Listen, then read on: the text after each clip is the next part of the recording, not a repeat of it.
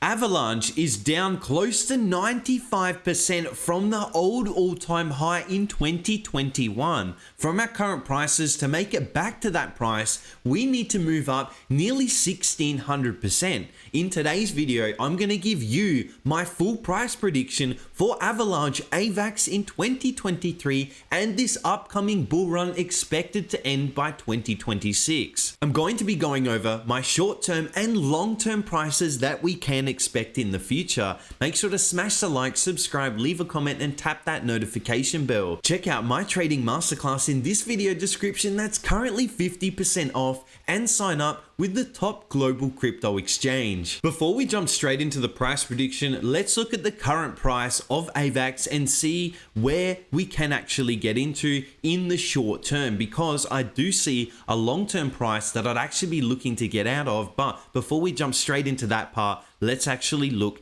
at the short-term trend. So all in this level here, we can clearly see on this weekly chart, which is the long-term chart, this exponential moving average, which is the medium-term average price, has clearly got a downtrending slope on this EMA, which tells me that the higher probability play is to look to continue shorting when price comes up into these prices, because the overall trend is still trending to the downside. And when we scroll out, it's very, very obvious, since back in the end of 2021, we've had a massive down market, obviously close to 95% down in the market. So we do know that even in the current trend is definitely not to the upside. Even if we were to quickly flick over to the daily chart, we can even see that the short-term chart right now on the daily chart is still trending to the downside. Even in this area, in the short-term area, we're up from this area all the way down. We're down 43% in 57 days, close to 2 months. We're down 57%. So the market has definitely taken a massive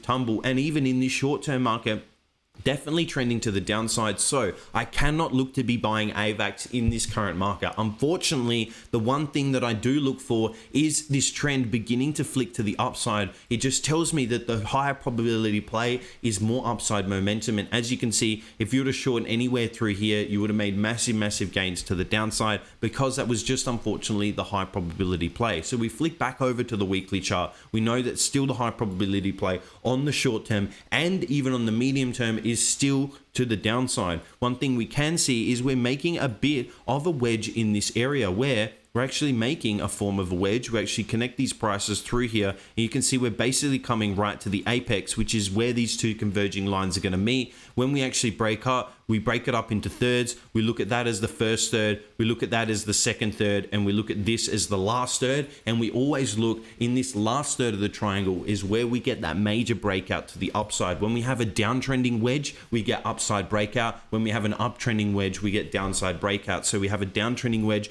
looking for that uptrending wedge pushing to the upside. One thing that I also do want to note, when you actually scroll out and just look at the old all-time high, let's actually put it in a box. Let's go from the bottom of the price to the top of the price. You can see bottom of the high, top, and actually bring that across. And you can see, look at the current price. Where are we in the overall box? When you want to be buying, you want to be buying in the bottom 25% of the box, and you want to be selling in the top 25% of the box. You can see that price is currently in this bottom 25% of the range. So again, as not the medium and short-term trend haven't flicked up, as soon as they do, I'm going to be looked to buying, because I want to be buying low and selling high and buying back low. That is the goal of trading. You don't want to be trying to buy high and sell back lower. That is just how you lose money. You want to be buying in this bottom end of the range if you do still believe that AVAX has that potential to still go up. So that's my current short-term view on AVAX. Now let's move over to the more of a long-term view, which is when we actually get into our position. After we've entered into our position, once the short-term trend has flicked to the upside and I began to buy, where are some levels that I'd look to be shorting? Well, this level right through here would be a major level that I'd look to be getting out of my position. Reason being, you can actually see initially had some resistance in this level, even resistance in this level, and put it as a bit of a box right through here. Initially resistance, look what happened. We broke through this level up in here, came back, used it as support. Now what's been happening? We used it as support. Even in this level, we used it as support because we did come up and then we had that failure to the downside. So we've got a support to resistance level flip right in this level here. Initially support, you can see it hasn't been retested now as resistance. So what is expected is price to actually come back into this area. Now, initially support, now going to act as resistance, and you will see at least a short-term move to the downside before we look for a continued break to that upside. So here, this would definitely be one of the first levels that I'd be looking to get out of AVAX. If we look at the current price, push it up to that level, that's close to 500% away. So that's a massive, massive gain in the market. If at this level I was to sell 20% of my position size, that would actually allow me to take 100% of my initial capital out. So I've got my initial investment out, and I can ride with 80% of the position and actually freehold that position. So that would actually be one of my strategies, where I look to sell 20% here, buy back all of my initial capital, look for a whole new coin to then put that into, and basically rinse and repeat, while then also giving the potential for that last 80% of AVAX might have a small downturn, but then continue even higher. So I just get my initial risk out and look to ride the rest. So that would be one of the first levels I'm actually looking to get out of, which is a 500% gain to the upside.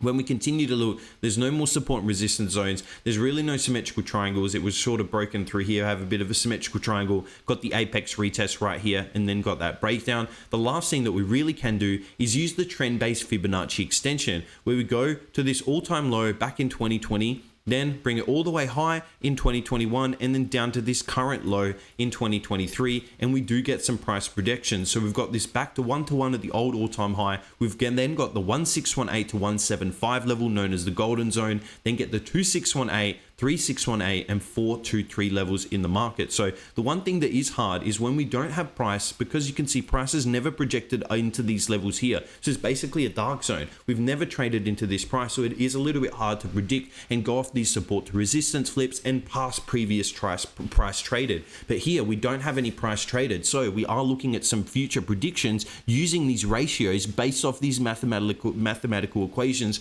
highs to lows of the previous price. So this is a 1618 projection of the high, which is definitely a level. If we are going to break above this old all-time high for AVAX, this would be one of my biggest levels I'd be looking to get out of my position size. So we look at the current price all the way to there. That's around 2,500% gain potential on AVAX if we are to break to that old all-time high. It's clear that the price of AVAX is clearly depressed at these current levels, but the true goal is always to be buying low in these levels and to be selling high. So we do have some really strong potential levels to be selling out at this support to resistance zone, and also this 1618 level. Looking at our current price at that $9 range, looking to push into that $55 range and potentially that $250 range for AVAX. There is a lot of potential. The thing that we do need to be looking out for is the latest price action, because we do want to see a real strong flick up. I do expect a major push to the upside, very, very strong push,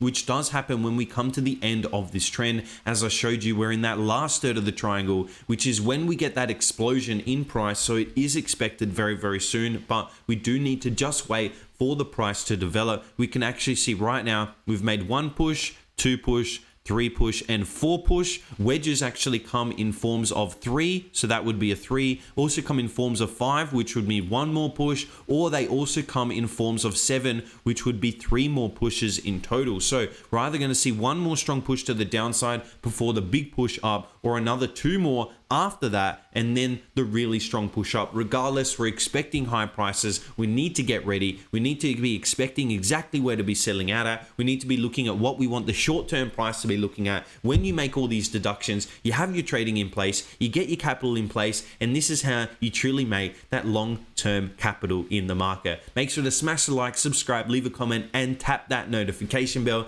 Check out this video description for my trading masterclass and everything on trading. Plus, if you'd like to continue watching YouTube, click the video that's on your screen right now.